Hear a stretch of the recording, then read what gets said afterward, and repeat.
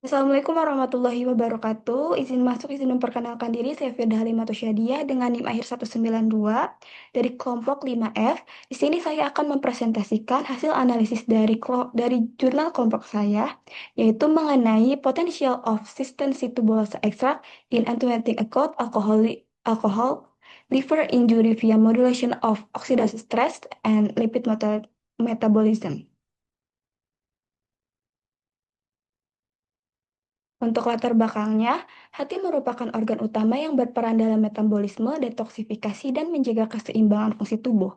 Konsumsi alkohol berlebihan dapat menyebabkan akut alcoholic liver injury melalui peningkatan reaktif oksigen spesies atau ROS yang memicu stres oksidatif pada sel hati.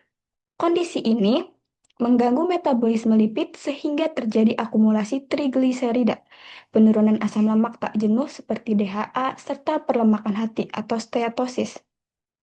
Metabolisme lipid dipilih sebagai fokus analisis karena merupakan metabolisme primer yang paling krusial, terdampak oleh stres oksidatif akibat etanol. Oleh karena itu, diperlukan alternatif terapi berbasis bahan alam yang berpotensi melindungi dan memperbaiki fungsi hati. Untuk rumusan masalahnya, yang pertama itu sejauh mana ekstraksi tensi tuburosa mampu memulihkan jaringan hati dan mengurangi stres oksidatif akibat alkohol. Kemudian yang kedua, bagaimana mekanisme kerja ekstrak dalam memperbaiki metabolisme lipid yang terganggu. Kemudian yang ketiga, enzim dan jalur metabolisme apa yang dipengaruhi ekstrak untuk melindungi hati. Untuk tujuan penelitiannya, yang pertama ada mengkaji potensi dan efektivitas ekstraksi tensi tuburosa dalam memperbaiki struktur jaringan hati dan mengurangi stres oksidatif. Yang kedua, menjelaskan mekanisme kerja ekstrak dalam mengembalikan metabolisme lipid, meningkatkan DHA, dan juga menurunkan trigliserida. Yang ketiga, menganalisis enzim dan jalur genetik terlibat dalam perlindungan hati oleh ekstrak. Selanjutnya ada model penelitian. Penelitian ini penelitian ini mengekstraksi tensi tuburosa lalu mengujinya pada tikus yang diinduksi kerusakan hati dengan etanol.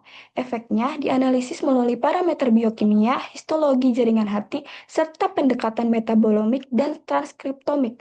Hasil data kemudian diintegrasikan dan divalidasi dengan qPCR, serta dianalisis statistik menggunakan ANOVA.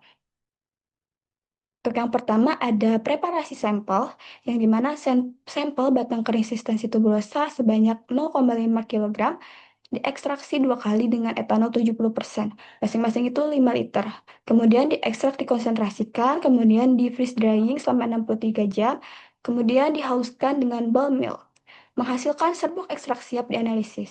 Selanjutnya ada persiapan analisis LCMS atau NS, yang dimana 50 mg sampel ditambah metanol 70%. Kemudian mengandung internal standar. Kemudian di vortex, setelah itu disentrifugasi dengan suhu 4 derajat Celcius. Kemudian disaring dan sampel siap dianalisis dengan LCMS. Tujuannya identifikasi senyawa atau metabolit. Selanjutnya ada desain hewan uji.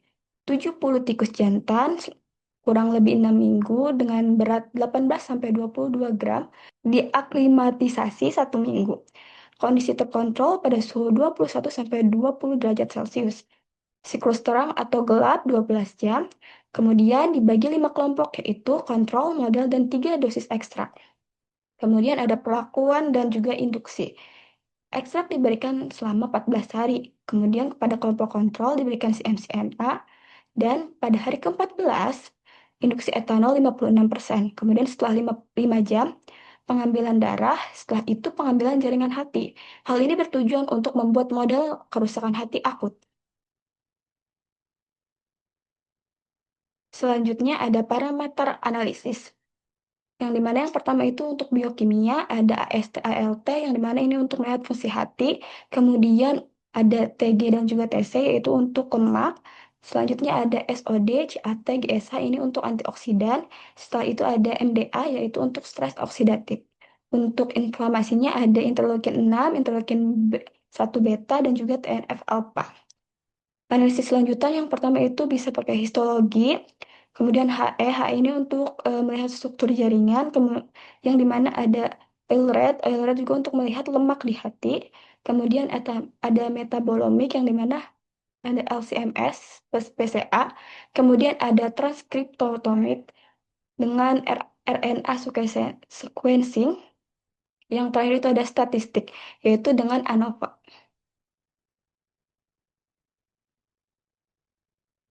Yang selanjutnya ada analisis jurnal, yaitu berupa skema di mana komponen utama metabolisme lipid yaitu ada satu biosintesis asam lemak atau lipogenesis, di mana asetil-CoA dari metabolisme karbohidrat dan lemak kemudian diaktifkan oleh asetil-CoA karboksilase atau ACC yang menghasilkan malonyl-CoA.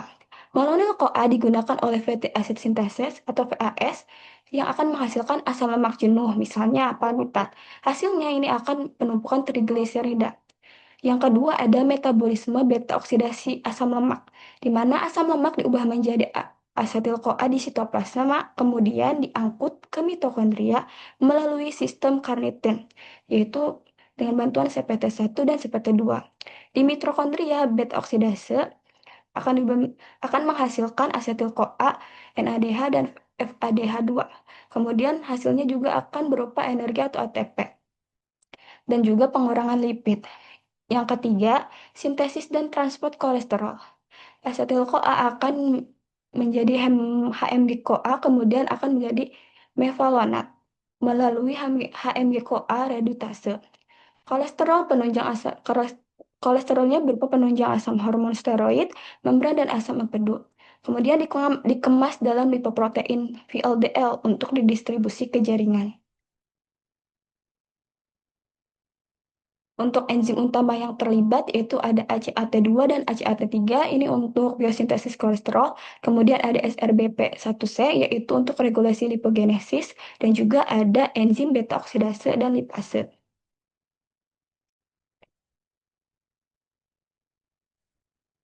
Kemudian selanjutnya ada dinamika jalur metabolisme lipid.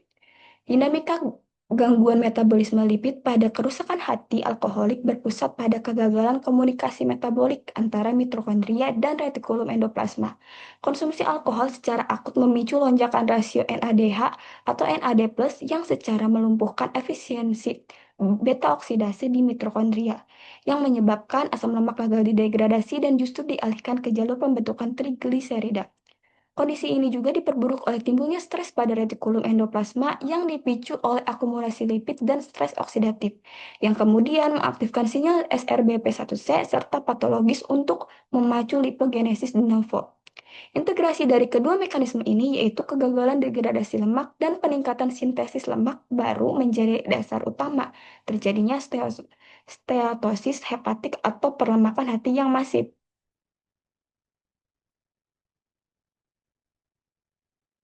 Selanjutnya ada hasil dan juga pembahasan. Dari hasil penelitian berdasarkan pengujian melalui analisis UHPLC-MS, berhasil diidentifikasi senyawa aktif utama dalam sistem tubulosa ekstrak berupa etanoid glikosid, khususnya esinakosid dan juga verbakosid, yang terbukti secara signifikan berkontribusi pada pemulihan jaringan hati. Kemudian data biokimia menunjukkan menurunnya enzim serum ALT dan AST serta penanda stres oksidatif MDA yang disertai dengan peningkatan aktivitas antioksidan endogen seperti SOD. Nah, temuan ini divalidasi melalui pendekatan multi-omik yang menunjukkan normalisasi ekspresi genetik dan profil metabolit hati, serta terbukti histopatologi yang memperlihatkan reduksi lipid secara drastis pada kelompok yang diberi intervensi ekstrak. Gambar di samping juga menunjukkan adanya hasil histopatologi efek si tubulosa ekstrak pada jaringan hati, yang dimana pada kelompok kontrol ini yang diberi CMCNA, yang dimana ini tuh untuk hati secara normal. Kemudian ada kelompok model ini yang diberi alkohol. Kemudian ada kelompok low dan juga high. Nah, untuk kelompok low dan juga high ini itu diberi alkohol dan juga ekstrak eksistensi tubulosa, tetapi dengan berbagai dosis gitu. Dari dosis yang kecil sedang hingga tinggi gitu. Nah, hasilnya didapatkan bahwa dari kelompok yang diberi substansi tubulosa dosis yang tinggi ini menunjukkan kemiripan dari daripada dengan kelompok kontrol yang dimana kelompok kontrol itu adalah kelompok normal gitu, yang ditandai dengan gambar yang seperti gambar di berikut ini. Nah, kesimpulannya dosis tubulosa berbanding lurus dengan efektivitas perbaikan jaringan. Nah, untuk pembahasannya ada mekanisme hepatoprotektif pada sintesis tubulosa berfokus pada resorpsi hemostatis lipid melalui regulasi jalur degradasi dan sintesis lemak yang bekerja sama secara sinergis pada level organel seluler. Secara spesifik, ekstrak ini bekerja dengan memperbaiki ketidakseimbangan redoks seluler melalui normalisasi rasio NADH atau NAD+, sehingga hambatan termodinamika pada jalur B oksidasi di mitokondria dapat teratasi dan asam lemak dapat kembali dikonversi menjadi asetil-CoA untuk produksi energi alih-alih tertimbun dalam bentuk trigliserida. Lebih lanjut lagi, saya juga menunjukkan kemampuan luar biasa dalam menekan jalur lipogenesis de novo melalui penghambatan aktivasi faktor transkripsi SRBP1C serta mampu mereduksi stres pada retikulum endoplasma yang dipicu oleh akumulasi lipid dan serangan radikal bebas atau ROS.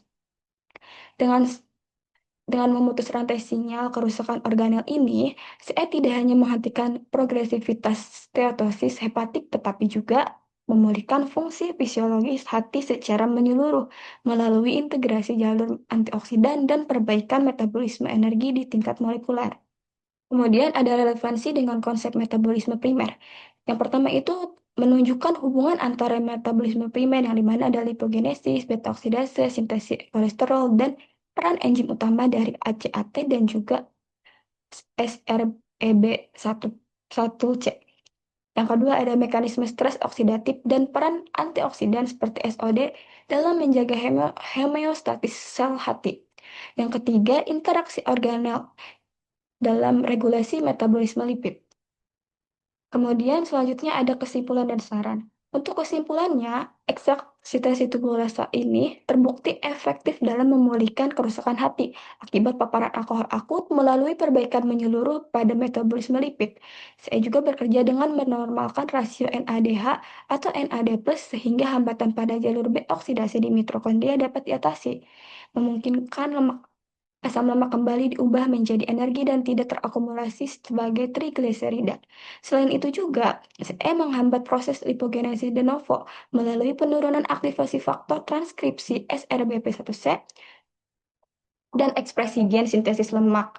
Di sisi lain, SE mampu mengurangi stres retikulum endoplasma serta menekan stres oksidatif dan peroksidasi lipid yang ditandai dengan penurunan kadar MDA. Kombinasi mekanisme ini berkontribusi dalam menjaga hemostasis lipid di hepatosit dan memperbaiki fungsi sel hati. Hal ini juga didukung oleh hasil histopatologi yang menunjukkan penurunan signifikan deposit lemak pada jaringan hati, sehingga integritas hati dapat dipulihkan secara optimal. Untuk sarannya, implementasi temuan ini diharapkan dapat dikembangkan melalui penelitian lanjutan yang mengevaluasi efektivitas ekstraksi tensi tubulosa pada model cedera hati kronis guna memahami potensinya dalam mencegah progresivitas penyakit menuju tahap fibrosis atau sirosis hati yang lebih kompleks. Selain itu, perlu dilakukan isolasi dan karakterisasi senyawa bioaktif spesifik lainnya secara lebih mendalam untuk menentukan komponen yang paling dominan dalam meregulasi ekspresi genetik metabolisme lipid di luar senyawa yang telah teridentifikasi. Disarankan juga untuk terus mengintegrasikan pendekatan teknologi mutakhir dalam mengkaji mekanisme kerja bahan alam agar didapat data farmakologi yang lebih presisi, komprehensif, dan mampu menjelaskan interaksi obat hingga ke level organel seluler. Sekian video dari saya. Mohon maaf apabila masih banyak kekurangan. Wassalamualaikum warahmatullahi wabarakatuh.